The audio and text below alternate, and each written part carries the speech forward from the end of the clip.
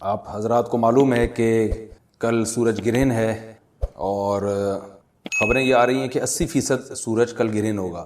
اس بارے میں اسلامی حکام کیا ہیں، شریعت کیا کہتی ہے، اس کے لیے علماء نے سوچا ہے کہ کچھ باتیں عوام تک پہنچائی جائیں، تو اس لیے میں نے بھی ارادہ کیا کہ شرعی حکام اس بارے میں بتائے جائیں، اس میں حکمتیں کیا ہیں۔ رسول اللہ صلی اللہ علیہ وسلم کے دور میں سورج گرہن ہوا ہے۔ آپ صلی اللہ علیہ وسلم کے نرینہ اولاد نہیں تھی، آپ کو اللہ نے اولاد دی اور آپ کے بیٹے کی موت واقع ہوئی۔ یہ ایک بہت بڑا حادثہ تھا اس وقت، کیونکہ عرب میں نرینہ اولاد کی بڑی ویلیو تھی۔ آپ صلی اللہ علیہ وسلم کو اللہ نے بیٹیاں دیں، بیٹا نہیں دیا، اور بیٹا دے کے اٹھا لیا، تو ایک بہت بڑا واقعہ تھا، اور اللہ کی قدرت کے اسی دن سورج بھی گرہن ہو گیا۔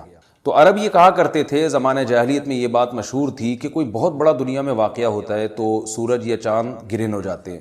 اسی دن سورج بھی گرہن ہوا، تو یہ بات پھیل گئی کہ محمد صلی اللہ علیہ وسلم سید الانبیاء رسول اللہ صلی اللہ علیہ وسلم کے بیٹے کی چونکہ موت واقع ہوئی ہے، اس لیے سورج گرہن ہوا ہے۔ آپ صلی اللہ علیہ وسلم نے اس بات کی تردید فرمائی، اور آپ نے فرمایا ان الشمس والقمر آیتان من آیات اللہ لا ينکسفان بموت احدہم، کہ سورج اور چاند اللہ کی نشانیوں میں سے ایک نشانی ہے، لا ينکسفان بموت احدہم حیاتہ، نہ تو یہ کسی کی موت کی وجہ سے گرہن ہوتے ہیں، نہ کسی کی زندگی کی وجہ سے، بل یخوف اللہ بہما عبادہ، اللہ ان کے ذریعے اپنے بندوں کو ڈراتے ہیں۔ یہ بخاری مسلم کی حدیث ہے، اپنے بندوں کو خوف زدہ کرتے ہیں۔ تو یہ اللہ کی نشانیاں ہیں، اور آپ صلی اللہ علیہ وسلم نے اس موقع پر نماز کا حکم دیا، اللہ کے سامنے عاجزی اور انکساری کا حکم دیا۔ دیکھیے یہاں ایک بہت اہم پوائنٹ کی بات ہے ان لوگوں کے لیے جو اسلام کے خلاف ہیں، جو محمد صلی اللہ علیہ وسلم سرور دو عالم سید الانبیاء صلی اللہ علیہ وسلم کو سچا نبی نہیں مانتے، ان کے لیے اس حدیث میں آپ صلی اللہ علیہ وسلم کی نبوت کی ایک بہت زبردست دلیل موجود ہے۔ ایک واقعہ ہوا ہے آپ صلی اللہ علیہ وسلم کے بیٹے کی موت کا، اور عرب یہ ویسے ہی کہا کرتے تھے کوئی بہت بڑا دن ہوگا تو سورج گرہن ہوگا۔ تو کوئی بھی شخص جو جھوٹا نبی ہو، آپ خود بتائیے کہ کیا وہ ایسے موقع پہ اس واقعے کو اپنے حق میں کیش نہیں کرائے گا، اور وہ یہ کہے گا نہیں کہ میں تو پہلے ہی کہتا تھا میں بہت بڑی شخصیت ہوں اور میرے بیٹے کی موت ہونا، ایک پیغمبر کے بیٹے کی موت ہونا ہے تو یقیناً یہ اس اللہ کی طرف سے ایک نشانیاں ہے، یہ نشانی ہے سورج کا گرہن ہونا، یہ بتانے کے لیے ہے کہ واقعی یہ بہت بڑا دن ہے، اور میں یہ بہت بڑا دن اس اعتبار سے کہ ایک نبی کے بیٹے کی موت واقع ہوئی ہے۔ لیکن آپ صلی اللہ علیہ وسلم نے یہ سب نہیں کیا، اور آپ نے بتایا کہ سورج اور چاند کے گرہن ہونے کا کسی کی موت یا زندگی سے کوئی تعلق نہیں، اور آج سائنس نے بھی ثابت کر دیا ہے کہ یہ ایک سائنٹیفک حقیقت ہے کہ جب زمین اور سورج کے درمیان چاند آ جائے تو سورج گرہن ہو جاتا ہے، اور جب چاند اور سورج کے درمیان زمین آ جائے اور سورج کی روشنی چاند تک نہ پہنچ رہی ہو تو چاند گرہن ہو جاتا ہے۔ یہ اس میں عبرت کی بات بھی ہے ان لوگوں کے لیے جو آپ صلی اللہ علیہ وسلم کی نبوت میں شک کرتے ہیں۔ البتہ آپ صلی اللہ علیہ وسلم نے اس موقع پر ہمیں حکم دیا کہ اللہ سے تضرع اور عاجزی اور انکساری کی جائے، اپنے گناہوں کی معافی مانگی جائے، اور نماز آپ صلی اللہ علیہ وسلم نے پڑھی۔ اس پہ بھی بعض لوگ اشکال کرتے ہیں کہ یہ جب ایک نیچرل پروسیس ہے تو اس میں اتنا گھبرانے کی، کیونکہ حدیث میں آتا ہے آپ صلی اللہ علیہ وسلم بہت گھبرائے، تو اس میں گھبرانے کی کیا بات ہے؟ تو یاد رکھیے ہر نیچرل پروسیس جو ایک عام معمول سے ہٹ کر ہو، اس میں انسان کے لیے ایک عبرت کی بات ہوتی ہے۔ ہم دیکھتے ہیں رسول اللہ صلی اللہ علیہ وسلم کے دور میں جب تیز ہوا چلتی تھی اور بارش سے پہلے ہوا چلا کرتی تھی تیز ہوائیں، تو آپ صلی اللہ علیہ وسلم گھبرا کے مسجد کی طرف دوڑتے، عاجزی انکساری کرتے، اللہ تعالیٰ سے یہ کہتے کہ اللہ تو نے تو مجھ سے وعدہ کیا ہے کہ جب تک میں ان کے درمیان موجود ہوں تو ان کو عذاب نہیں دے گا۔ تو یہ خوف کا غلبہ تھا آپ صلی اللہ علیہ وسلم پر۔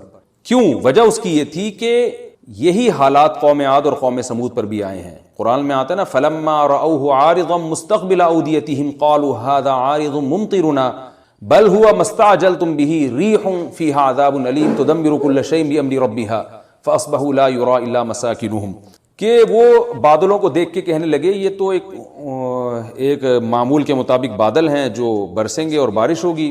تو پیغمبر نے کیا کہا کہ یہ بارش نہیں ہے بلکہ یہ وہ عذاب ہے جس کی تم جلدی کیا کرتے تھے، اور اس میں ایک ایسی ہوا ہے جو اللہ کے حکم سے ہر چیز کو ہلاک کر دے گی۔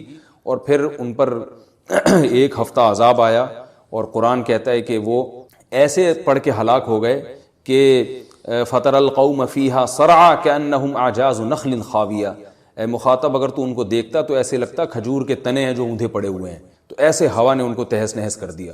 تو یہ عام معمول سے ہٹ کے جب بھی اس کائنات میں کوئی تغیر آتا ہے تو وہ اللہ کی نشانیوں میں سے ایک سائنٹیفک حقیقت بھی ہے، اس کی ایک لاجک بھی ہے، لیکن اس کے ساتھ ساتھ اللہ کی نشانیوں میں سے ایک نشانی بھی ہے، اور ایسی نشانی ہے جس سے ہمیں ڈرنا چاہیے کہ اللہ تعالیٰ کو اختیار ہے، وہ جب چاہے سورج کی روشنی چھین لے، چاہے کسی بھی طرح سے چھینے۔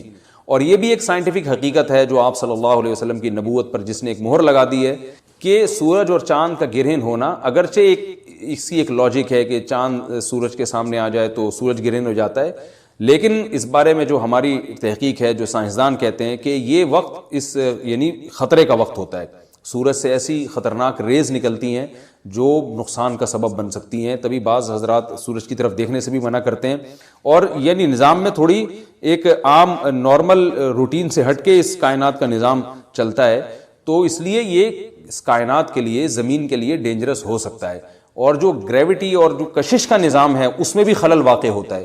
تو ایسا نہیں ہے کہ یہ بالکل ایک نارمل کنڈیشن ہوتی ہے اور اس کا کوئی نقصان ہی نہیں ہے، یہ بالکل غلط ہے، اس میں نقصان کا بہرحال خطرہ ہے، اور اس بات کا امکان موجود ہوتا ہے کہ قدرت انسانوں سے انتقام لے یا انسانوں کو نقصان پہنچائے۔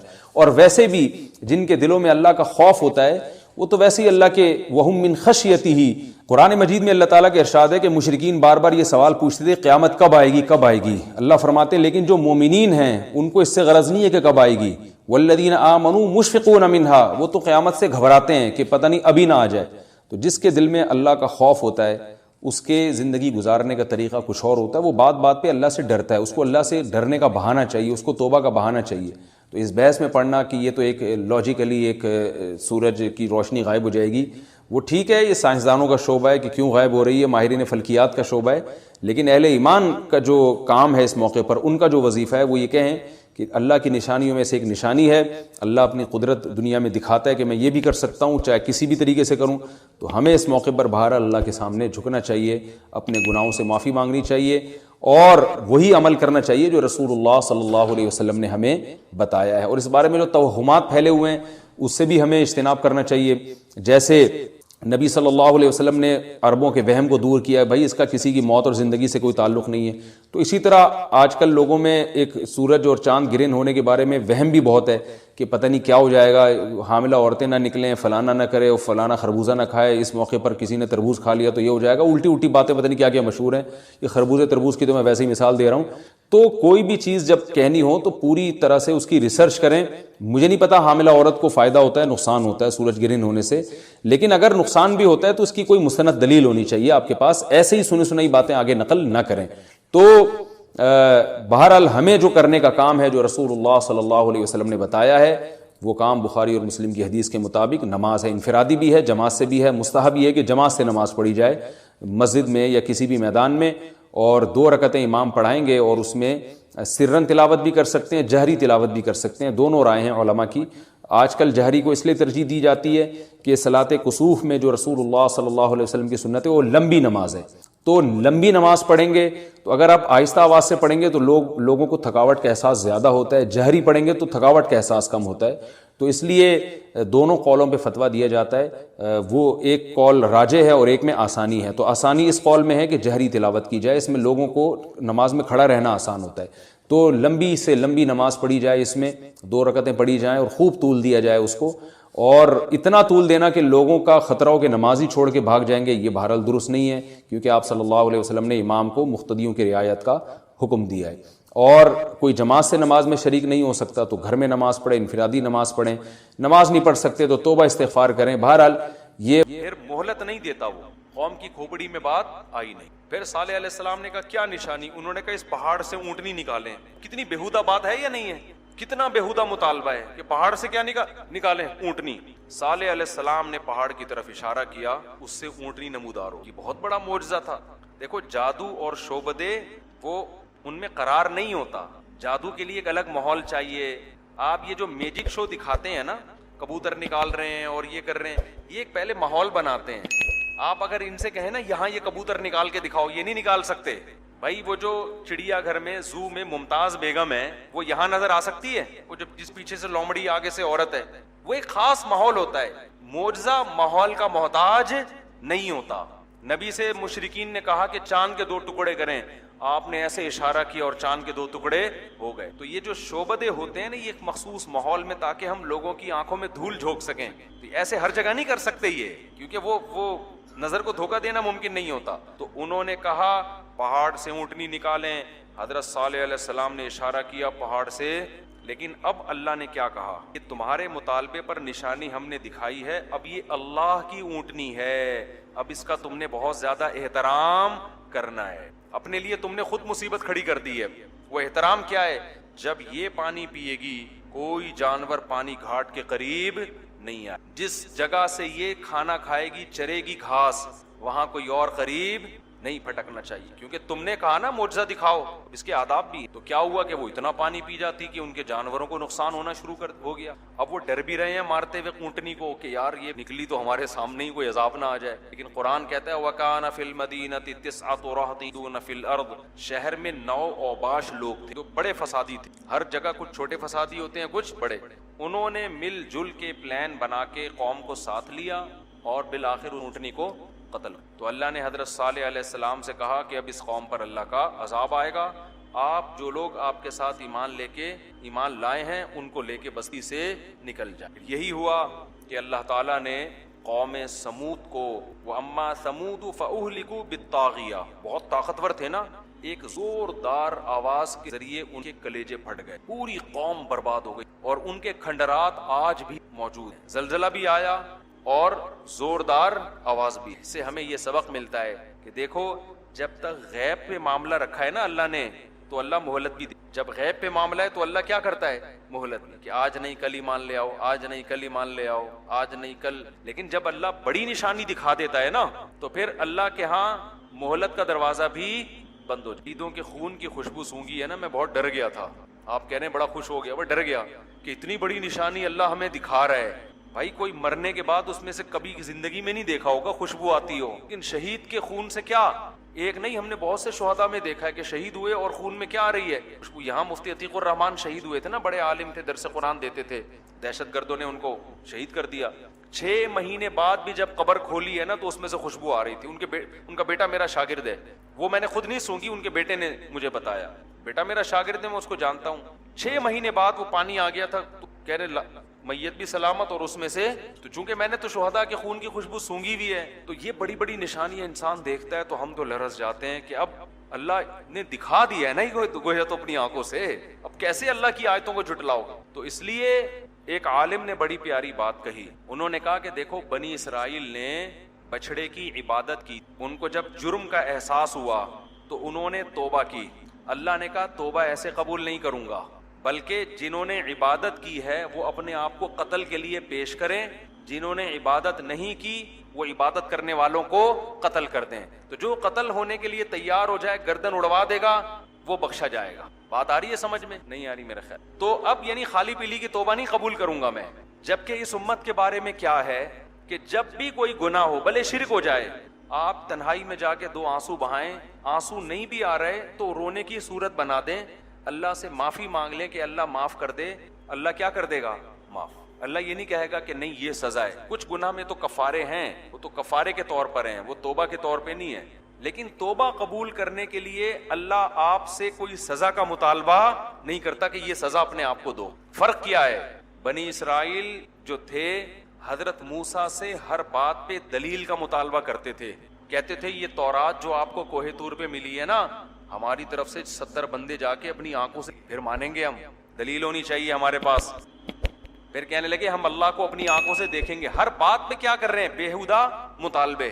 جبکہ اس امت نے نبی صلی اللہ علیہ وسلم کے معجزوں کو دیکھے بغیر ایمان لائے, اور صحابہ نے اس طرح کے بےہودہ مطالبے نہیں کیے. تو ان عالم نے بڑی علمی نقطے کی بات کی کہ اللہ نے گویا بنی اسرائیل سے بزبان حال یوں کہا کہ تم نے توبہ دل سے کی ہے یا ظاہر یا اوپر سے, میں تمہارے دعوے کو نہیں مانوں گا جب تک تم دلیل نہیں دو گے. دلیل یہ کہ قربانی کے لیے پیش ہو جاؤ. اور اس امت سے اللہ کہتا ہے کہ تم 2 آنسو بہا کے کہہ دو کہ اللہ معاف کر دے, میں تم سے دلیل کا مطالبہ بولو نہیں کروں گا, بس زبان پہ اعتماد کروں گا تمہاری. اس کے لیے میں تم سے کوئی عمل نہیں مانگوں گا کہ تم اس دعوے میں سچے بھی ہو یا نہیں ہے. بس اللہ سے ایگریمنٹ کر لو, اے اللہ جو ہو گیا معاف کر دے, آئندہ میں تجھ سے توبہ کرتا ہوں, میں یہ گناہ نہیں کروں گا. اللہ کا وعدہ ہے اللہ گناہ کو معاف کر دے. تو جو جیسا ہوتا ہے نا اس کے ساتھ سلوک بھی کیسا ہوتا ہے, ویسے ہی وہ ہر بات پہ موسیٰ علیہ السلام سے بےہودہ مطالبے کہ یہ پہلے یہ دکھاؤ، آسمان سے وہ اتارو منو سلوا، ٹھیک ہے نا، منو سلوا اترے آسمان سے، ہر جگہ وہ مسئلے کرتے تھے. تو اللہ نے کہا تمہاری توبہ بھی اب جرم ہوا ہے تو اس کی سزا ملے گی، پھر معاف کروں گا. یہ بھی اللہ کی رحمت ہے کہ معاف کر دیا اللہ نے، ورنہ اللہ نہ معاف کرتا.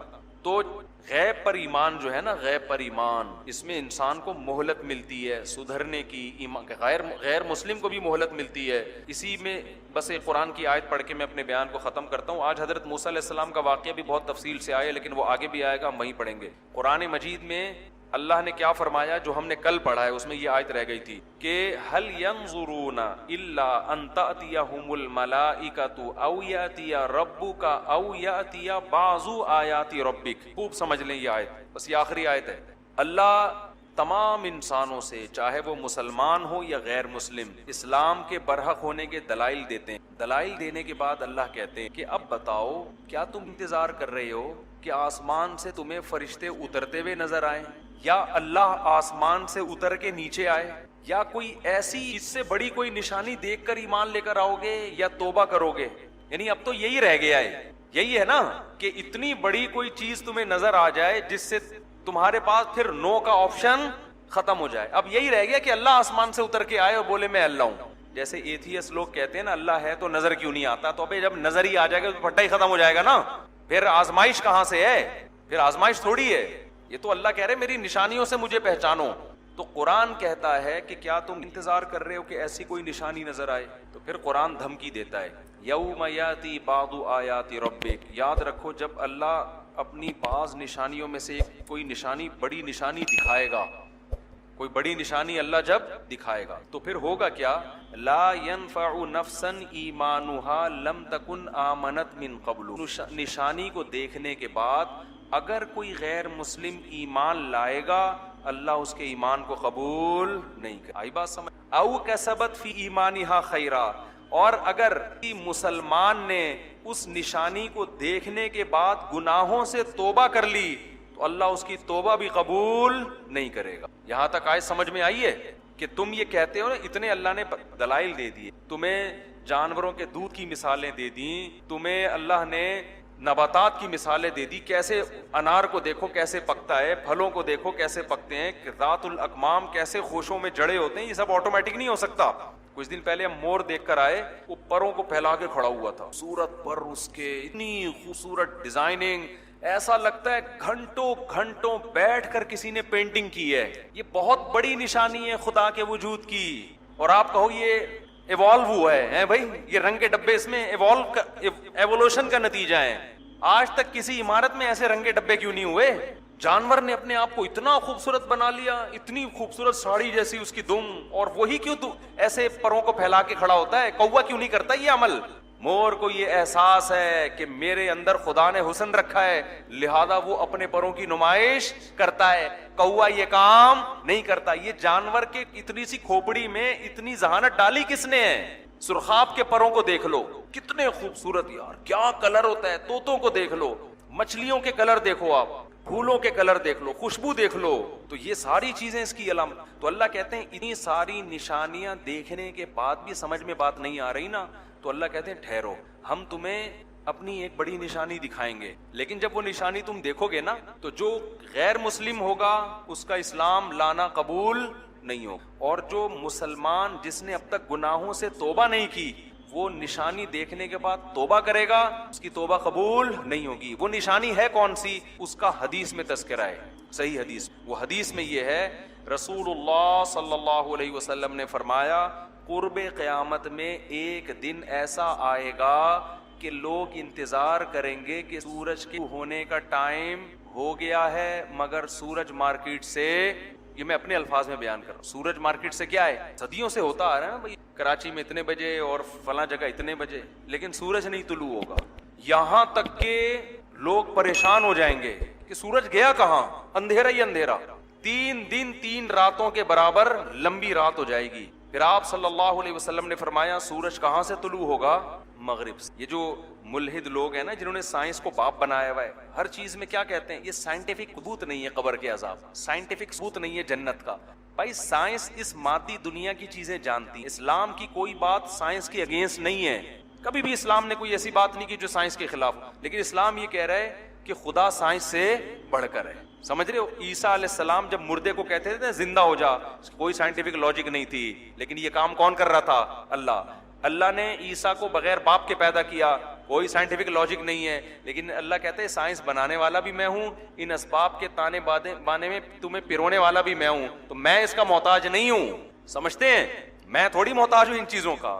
ایک ملک کا بادشاہ ہو، وہ آپ کو کہے کہ بھائی جس کو پیسے چاہیے لائن میں کھڑا ہو، اور لائن میں کھڑے ہو کر اس کو راشن ملے گا اور یہ کارڈ بنوائے. تو ایک دن بادشاہ نے فون کیا آ جاؤ میں تمہیں بوری ویسی پکڑا رہا ہوں. آپ کرو سر آپ نے تو ملک کا سسٹم بنایا ہوا ہے، سسٹم میں تو یہ ہے کہ جو لائن میں لگے گا راشن کارڈ بنوائے گا 1 گھنٹے بعد نمبر آئے گا اس کو ملے گا. تو کہے گا بھائی میں سسٹم کا محتاج نہیں ہوں، یہ سسٹم میں نے بنایا ہے، میں تو لائن سے کسی کو ہٹا کے بھی بوری پکڑا سکتا ہوں، تو مجھے سکھا رہا ہے. تو سائنس کے جتنے اصول ہیں بنانے والا کون ہے؟ اللہ ہے.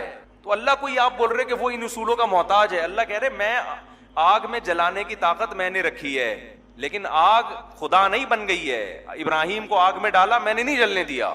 تبھی تو عیسیٰ علیہ السلام کے بارے میں جب عیسائی کہتے ہیں نا بغیر باپ کے پیدا ہو گئے تو یہ تو خدا ہیں گویا. اللہ نے کہا آدم تو بغیر باپ اور ماں کے پیدا ہوئے ہیں، یہ تو پھر بھی بغیر باپ کے، صرف باپ نہیں تھے ماں تھی ان کی.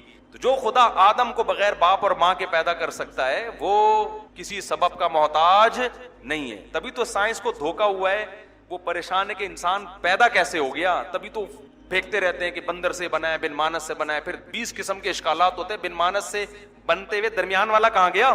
ایک دم بن مانس سے بن کے انسان وسیم بھائی بن گئے.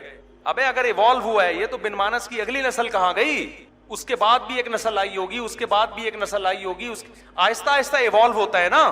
تو یہ کیا ہے کہ بیچ کی کروڑوں نسلیں ایک دم مارکیٹ سے ایسی شارٹ ہوئی ہیں کہ ان کا کوئی نام و نشان مل نہیں رہا. بن مانس ترقی کر کے ایک دم اتنا ذہین انسان بن گیا کہ ممبر پہ بیٹھ کے وہ بیان کر رہا ہے بیٹھ کے. ایسے تھوڑی ہوتا ہے بھائی، بیچ میں تو کروڑوں بیچ میں ایسی نسلیں ہونی چاہیے تھیں. دیکھو ہم کہتے ہیں نا بچے پیدا ہر تاریخ میں، 1 جنوری کو بھی کچھ بچے پیدا ہوئے، 2 جنوری کو بھی، 3 کو بھی، پورے سال. پھر یہ سب بڑے ہوتے ہیں تو کچھ آپ کو 60 سال کے، کچھ 49 سال کے، کچھ 48 کے، کچھ 47 کے، کچھ 45 کے، ہر سائز کے انسان نظر آئیں گے آپ. تو جب بھی کسی میں ایوالو کوئی ترقی ہوتی ہے نا تو وہ ایک دم نہیں ہو جاتی. بن مانس سے اوپر کی ایک نسل ابھی یہاں پہنچ رہی ہے، اس سے اوپر کی ایک نسل، پھر اس سے اوپر کی کچھ ایک ایسی ہوتی ہے جو ہم سے تھوڑی سی پیچھے پچھلے اسٹیشن پہ ہے، وہ بالکل ہم جیسی ہے، تھوڑی چیزوں میں بس ہم سے مختلف ہے. تو پھینکتے رہو، پھینکنے پر گورنمنٹ کی طرف سے کوئی پابندی نہیں ہے، تو سائنسدان بھی پھینک رہے ہیں. تو یہ 250 سال سے یہ نظریہ ہے، یہ اب تک تحقیق سے ثابت ہو نہیں سکا ایوالوشن کا جو نظریہ ہے. خیر، تو حدیث میں آتا ہے کہ 3 دن تک لوگ کیا کریں گے؟ انتظار. جانور چیخنا شروع کر دیں گے، پوری نظام درمبر ہو جائے گا، یہاں تک کہ لوگ کیا دیکھیں گے؟ سورج مغرب سے. اب چونکہ یہ پیش گوئی صرف قرآن و سنت نے کی ہے، یہ پیش گوئی کس نے کی ہے؟ اسلام نے، کہ ایک دن ایسا ہوگا. پھر وہ سورج نکلتے نکلتے الٹا چلے گا، الٹا، اور جب زوال کے وقت تک آئے گا نا تو پھر واپس غروب ہو جائے، پھر وہ اپنے جو جس طرح ہزاروں سال سے چل رہا ہے اسی طرح چلتا رہے گا. تو قرآن کیا کہتا ہے؟ جب ایسی نشانی تم دیکھ لو گے تو بس پھر اس کے بعد ایمان لے کر آئے گا تو اس کا ایمان قبول بولو نہیں. یہ تو مشاہدے کا ایمان ہو گیا نا. اور پھر اگر کوئی گٹکے توبہ کرے گا، کوئی چرس سے توبہ کرے گا، کوئی شراب سے توبہ کرے گا تو فرشتے کہیں گے کہ اب آپ کو اس تکلف کی ضرورت، بولو اب اس تکلف کی جو ضرورت، اب کوئی فائدہ نہیں ہے. تو اللہ کہتے ہیں اس سے پہلے بہتر ہے ایسی نشانیاں جس میں غور و فکر ہو سکتا ہے. یہ تو ایسی نشانی ہے نا جس میں اب غور و فکر کا دروازہ ہی بند ہو جائے گا نا. سورج مغرب سے نکل گیا، آپ لوگ یہ بھی نہیں کہہ سکتے کہ شعبدے بازی ہے. ابے شعبدے بازی 1 آدمی 2 آدمی ساری دنیا گواہی دے رہی ہے کہ یار یہ ہو کیا رہا ہے. سائنسدان آلات لے کے بیٹھے ہیں، خوردبینیں دوربینیں لے کے، بھائی یہ تو واقعی مغرب سے نکل رہا ہے. اس میں تو نہ جادو کا الزام لگایا جا سکے گا، نہ شعبدے بازی کا، نہ نظر کے دھوکے کا. اب جو اللہ نشانیاں دکھا رہا ہے نا وہ اس میں غور و فکر کا آپشن ہے آپ کے پاس. تو اللہ کہتے ہیں اس میں غور و فکر کر کے ایمان لے آؤ. کافر ہو تو اسلام قبول کر لو. 90 سال اگر کفر میں گزارے، آج اسلام لے آؤ گے 90 سال کا جرم کیا کر دوں گا؟ معاف. اور اگر کسی مسلمان نے 90 سال شراب کباب میں گزارے، آج توبہ کر لے 90 سال کے جرائم کیا کر دوں گا؟ معاف. ایک 90 سال کا بوڑھا آیا کسی عالم کے پاس، اسلاف میں ایک واقعہ ہے، بہت بوڑھا، کمر جھکی ہوئی، اور ایسے ہانپتا کانپتا آیا اور کہنے لگا میری پوری زندگی عیاشی میں، اب میں توبہ کرنا چاہتا ہوں، اب میں کیا کرنا چاہتا ہوں؟ توبہ۔ ان عالم نے کہا حضرت آپ نے بہت دیر کر دی۔ بزرگ کہنے لگے جو موت سے پہلے آ گیا اس نے دیر، پہلے اتنا علم لوگوں کے پاس ہوتا تھا۔ ان عالم نے کہہ دیا غلط کہا کہ آپ نے بہت دیر کر دی ہے۔ اس نے کہا عالم کا مقصد شاید ان کو تنبیہ کرنا تھا کہ تھوڑا 80 میں آ جاتے، 70 میں آ جاتے، کچھ زیادہ جلدی نہیں آ گئے آپ 90 سال میں۔ تو انہوں نے کہا تم نے دیر کر دی ہے۔ بوڑھے نے کہا جو موت سے پہلے آ گیا اس نے دیر نہیں، ہاں دیر اس نے کی ہے جو موت جب اپنی آنکھوں سے باتیں عوام تک پہنچائی جائیں، تو اس لیے میں نے بھی ارادہ کیا کہ شرعی حکام اس بارے میں بتائے جائیں، اس میں حکمتیں کیا ہیں۔ رسول اللہ صلی اللہ علیہ وسلم کے دور میں سورج گرہن ہوا ہے۔ آپ صلی اللہ علیہ وسلم کے نرینہ اولاد نہیں تھی، آپ کو اللہ نے اولاد دی اور آپ کے بیٹے کی موت واقع ہوئی۔ یہ ایک بہت بڑا حادثہ تھا اس وقت، کیونکہ عرب میں نرینہ اولاد کی بڑی ویلیو تھی۔ آپ صلی اللہ علیہ وسلم کو اللہ نے بیٹیاں دیں، بیٹا نہیں دیا، اور بیٹا دے کے اٹھا لیا، تو ایک بہت بڑا واقعہ تھا، اور اللہ کی قدرت کے اسی دن سورج بھی گرہن ہو گیا۔ تو عرب یہ کہا کرتے تھے، زمانہ جاہلیت میں یہ بات مشہور تھی کہ کوئی بہت بڑا دنیا میں واقعہ ہوتا ہے تو سورج یا چاند گرہن ہو جاتے ہیں۔ اسی دن سورج بھی گرہن ہوا، تو یہ بات پھیل گئی کہ محمد صلی اللہ علیہ وسلم سید الانبیاء رسول اللہ صلی اللہ علیہ وسلم کے بیٹے کی چونکہ موت واقع ہوئی ہے اس لیے سورج گرہن ہوا ہے۔ آپ صلی اللہ علیہ وسلم نے اس بات کی تردید فرمائی اور آپ نے فرمایا ان الشمس والقمر آیتان من آیات اللہ لا ينکسفان بموت احدہم، کہ سورج اور چاند اللہ کی نشانیوں میں سے ایک نشانی ہے، لا ينکسفان بموت احدہم آیاتہ، نہ تو یہ کسی کی موت کی وجہ سے گرہن ہوتے ہیں نہ کسی کی زندگی کی وجہ سے، بل یخوف اللہ بہما عبادہ، اللہ ان کے ذریعے اپنے بندوں کو ڈراتے ہیں۔ یہ بخاری مسلم کی حدیث ہے، اپنے بندوں کو خوف زدہ کرتے ہیں۔ تو یہ اللہ کی نشانیاں ہیں، اور آپ صلی اللہ علیہ وسلم نے اس موقع پر نماز کا حکم دیا، اللہ کے سامنے عاجزی اور انکساری کا حکم دیا۔ دیکھیے یہاں ایک بہت اہم پوائنٹ کی بات ہے ان لوگوں کے لیے جو اسلام کے خلاف ہیں، جو محمد صلی اللہ علیہ وسلم سرور دو عالم سید الانبیاء صلی اللہ علیہ وسلم کو سچا نبی نہیں مانتے، ان کے لیے اس حدیث میں آپ صلی اللہ علیہ وسلم کی نبوت کی ایک بہت زبردست دلیل موجود ہے۔ ایک واقعہ ہوا ہے آپ صلی اللہ علیہ وسلم کے بیٹے کی موت کا، اور عرب یہ ویسے ہی کہا کرتے تھے کوئی بہت بڑا دن ہوگا تو سورج گرہن ہوگا۔ تو کوئی بھی شخص جو جھوٹا نبی ہو، آپ خود بتائیے کہ کیا وہ ایسے موقع پہ اس واقعے کو اپنے حق میں کیش نہیں کرائے گا، اور وہ یہ کہے گا نہیں کہ میں تو پہلے ہی کہتا تھا میں بہت بڑی شخصیت ہوں اور میرے بیٹے کی موت ہونا، ایک پیغمبر کے بیٹے کی موت ہونا ہے تو یقیناً یہ اس اللہ کی طرف سے ایک نشانیاں ہے، یہ نشانی ہے سورج کا گرہن ہونا، یہ بتانے کے لیے ہے کہ واقعی یہ بہت بڑا دن ہے، اور میں یعنی یہ بہت بڑا دن اس اعتبار سے کہ ایک نبی کے بیٹے کی موت واقع ہوئی ہے۔ لیکن آپ صلی اللہ علیہ وسلم نے یہ سب نہیں کیا، اور آپ نے بتایا کہ سورج اور چاند کے گرہن ہونے کا کسی کی موت یا زندگی سے کوئی تعلق نہیں، اور آج سائنس نے بھی ثابت کر دیا ہے کہ یہ ایک سائنٹیفک حقیقت ہے کہ جب زمین اور سورج کے درمیان چاند آ جائے تو سورج گرہن ہو جاتا ہے، اور جب چاند اور سورج کے درمیان زمین آ جائے اور سورج کی روشنی چاند تک نہ پہنچ رہی ہو تو چاند گرہن ہو جاتا ہے۔ تو یہ اس میں عبرت کی بات بھی ہے ان لوگوں کے لیے جو آپ صلی اللہ علیہ وسلم کی نبوت میں شک کرتے ہیں۔ البتہ آپ صلی اللہ علیہ وسلم نے اس موقع پر ہمیں حکم دیا کہ اللہ سے تضرع اور عاجزی اور انکساری کی جائے، اپنے گناہوں کی معافی مانگی جائے، اور نماز آپ صلی اللہ علیہ وسلم نے پڑھی۔ اس پہ بھی بعض لوگ اشکال کرتے ہیں کہ یہ جب ایک نیچرل پروسیس ہے تو اس میں اتنا گھبرانے کی، کیونکہ حدیث میں آتا ہے آپ صلی اللہ علیہ وسلم بہت گھبرائے، تو اس میں گھبرانے کی کیا بات ہے؟ تو یاد رکھیے ہر نیچرل پروسیس جو ایک عام معمول سے ہٹ کر ہو اس میں انسان کے لیے ایک عبرت کی بات ہوتی ہے۔ ہم دیکھتے ہیں رسول اللہ صلی اللہ علیہ وسلم کے دور میں جب تیز ہوا چلتی تھی اور بارش سے پہلے ہوا چلا کرتی تھی تیز ہوائیں، تو آپ صلی اللہ علیہ وسلم گھبرا کے مسجد کی طرف دوڑتے، عاجزی انکساری کرتے، اللہ تعالیٰ سے یہ کہتے کہ اللہ تو نے تو مجھ سے وعدہ کیا کہ جب تک میں ان کے درمیان موجود ہوں تو ان کو عذاب نہیں دے گا۔ تو یہ خوف کا غلبہ تھا آپ صلی اللہ علیہ وسلم پر۔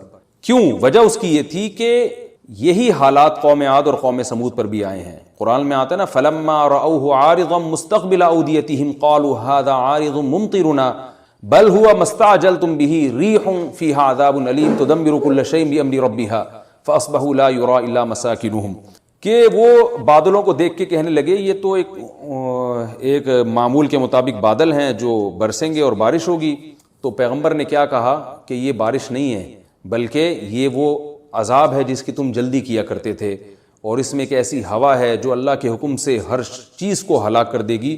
اور پھر ان پر ایک ہفتہ عذاب آیا، اور قرآن کہتا ہے کہ وہ ایسے پڑھ کے ہلاک ہو گئے کہ فَتَرَى الْقَوْمَ فِيهَا صَرْعَىٰ كَأَنَّهُمْ أَعْجَازُ نَخْلٍ خَاوِيَةٍ، اے مخاطب اگر تو ان کو دیکھتا تو ایسے لگتا کھجور کے تنے ہیں جو اوندھے پڑے ہوئے ہیں، تو ایسے ہوا نے ان کو تہس نہس کر دیا۔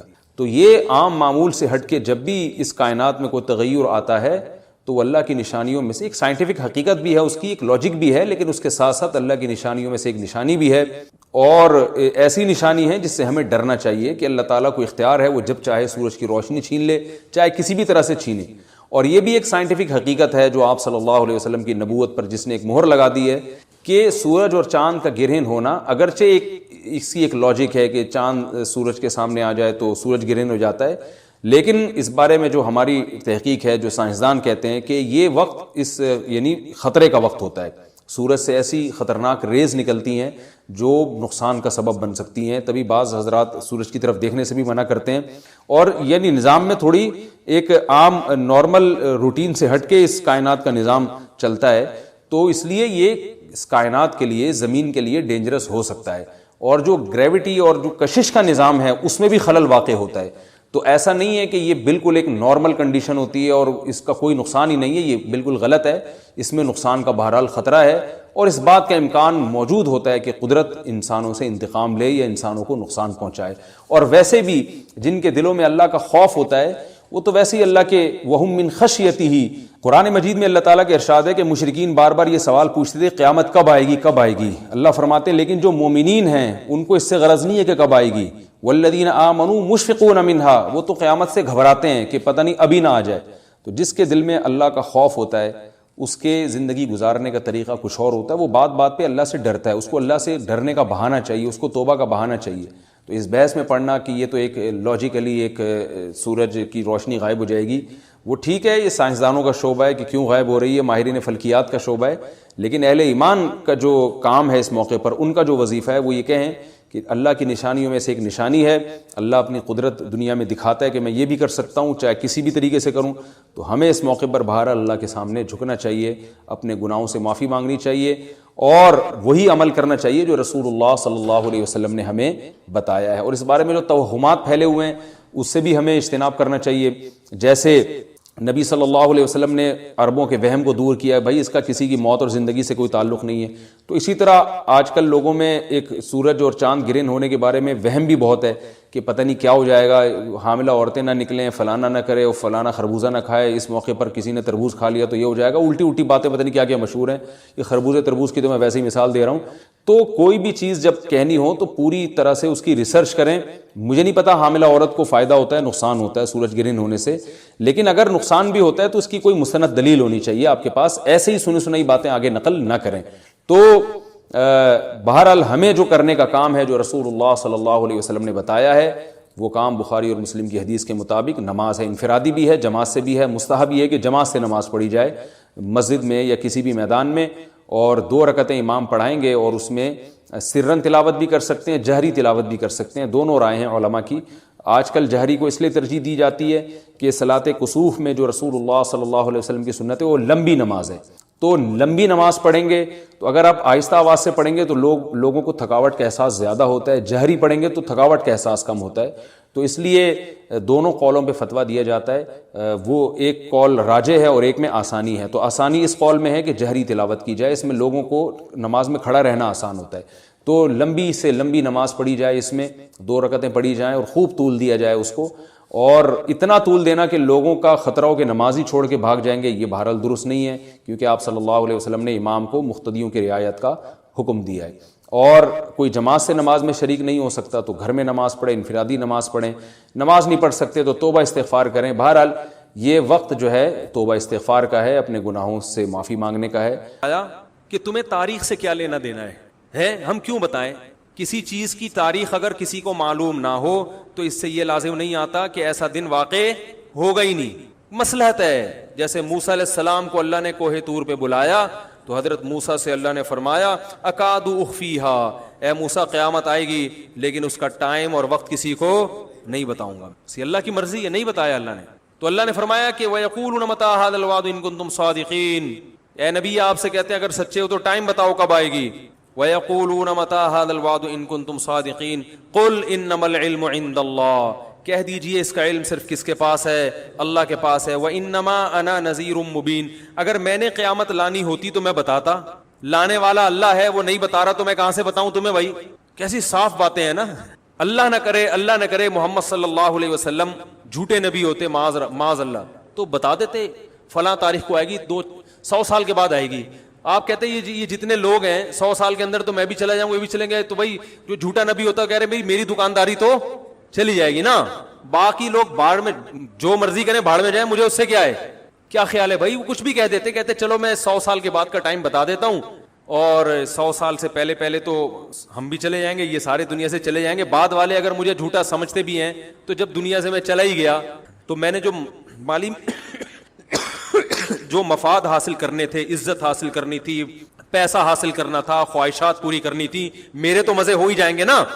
صاف پتہ چلتا ہے کہ آپ صلی اللہ علیہ وسلم یہ دنیا کے لیے نہیں کر رہے تھے, کیونکہ جو شخص اللہ پر جھوٹ باندھ سکتا ہے کہ میں اللہ کا نبی ہوں, اتنا بڑا جھوٹ, وہ جھوٹی تاریخ گھڑ کے کیوں نہیں بیان کر سکتا بھائی؟ کیا ہو گیا بھائی جان؟ وہ جھوٹی تاریخ بیان کرنے میں اس کو کتنا ٹائم لگے گا. لیکن نہ, جب سورج گرہن ہوا نا نبی کے دور میں, تو عرب میں یہ مشہور تھا کہ جب کسی بڑی شخصیت کا انتقال ہوتا ہے یا کوئی بڑی شخصیت پیدا ہوتی ہے تو چاند اور سورج اس وقت گرہن ہوتے ہیں. اللہ کی قدرت, اسی دن نبی کے بیٹے کا انتقال ہوا اور چاند یا سورج گرہن ہو گیا. تو صحابہ نے پوچھا یا رسول اللہ آپ کے بیٹے کا انتقال ہوا اس لیے چاند گرہن ہوا. آپ نے فرمایا نہ, سورج اور چاند اللہ کی آیتوں میں سے آیات, یہ کسی کے جینے اور مرنے سے اس کا تعلق نہیں ہے. کوئی جھوٹا نبی ہوتا تو فوراً کیا کہتا؟ ہاں دیکھو میں بڑا آدمی ہوں اور بڑی شخصیت کے بیٹے کا انتقال ہوا ہے, یہ سورج گرہن اسی کی علامت ہے, آدھے عرب اور مسلمان ہو جاتے ہیں. جھوٹا نبی ہونا کہ فوراً ان چیزوں کو کیش کرائے گا. ہمارے نبی صلی اللہ علیہ وسلم نے کہہ دیا کہ سورج اور چاند کے گرہن ہونے کا کسی کی زندگی اور موت سے تعلق نہیں, اللہ کی نشانی ہے. تو میرے بھائی اسی طرح ہمارے نبی نے کہہ دیا مجھے قیامت کی تاریخ معلوم نہیں ہے, مجھے نہیں پتا. انما العلم عند اللہ, کہہ دیجئے علم صرف اللہ کے پاس ہے. وانما انا نذیر مبین, میری حیثیت کیا ہے؟ میں تو صرف ڈرانے کے لیے آیا ہوں. میں بتا رہا ہوں کہ اللہ نے تمہیں یہ جو نعمتیں دی ہیں ان کے بارے میں اللہ تم سے سوال پوچھے گا, مر کے مٹی ہو کے ختم نہیں ہوگے. آج ختم کر دیتے ہیں سورہ ملک کو. وَإِنَّمَا أَنَا نَذِيرٌ مُبِينٌ فَلَمَّا رَأَوْهُ زُلْفَةً سِيئَتْ وُجُوهُ الَّذِينَ كَفَرُوا وَقِيلَ هَذَا الَّذِي كُنْتُمْ بِهِ تَدَّعُونَ. اللہ نے اپنے نبی کو تسلی دی, فرمایا جب یہ اس جہنم کو اپنی آنکھوں سے دیکھیں گے نا جو نافرمانوں کے لیے تیار کر کے رکھی ہے, تو ابھی تو کہہ رہے ہیں اس جہنم میں جانے کا ٹائم بتائیں, لیکن جب دیکھیں گے تو ان کے چہرے بگڑ جائیں گے. جیسے کسی چیز سے نفرت ہوتی ہے انسان کو اور اسے دیکھ کے چہرہ بگڑ جاتا ہے. وقیل ھذا الذی, اور کہا جائے گا یہ ہے وہ آگ جس کا تم دعویٰ کیا کرتے تھے, مانگا کرتے تھے کہ کب آئے گی. تم کہتے تھے ہمارے سامنے یہ آگ لے کر آؤ ہم دیکھیں, تو یہ ہے جس کو تم مانگا کرتے تھے. آج تمہارے مانگنے پر اللہ نے یہ تمہارے سامنے رکھ دی ہے. پھر اللہ نے اپنے نبی سے کہا کہ آپ ان کو آخری اعلان سنا دیں. قل ارأیتم ان اہلکنی اللہ ومن معی او رحمنا فمن یجیر الکافرین من عذاب علیم. بتاؤ جہنم کب آئے گی, یہ تاریخوں میں پڑھنا, یا جہنم کب آئے گی, جنت کب آئے گی, قیامت کب آئے گی, اس کی تاریخیں تو مجھے معلوم نہیں ہے. لیکن ایک سوال میں تم سے پوچھتا ہوں کہ بالفرض اگر میں غلط ہوں, اگر میں دعوت میں غلط ہوں, اور جو اس کائنات کو پیدا کرنے والا ہے وہ مجھے بھی ہلاک کر دے اور میرے ساتھ جو ایمان والے لائے ہیں ان کو بھی ہلاک کر دے, تو کیا وہ تم کو چھوڑ دے گا؟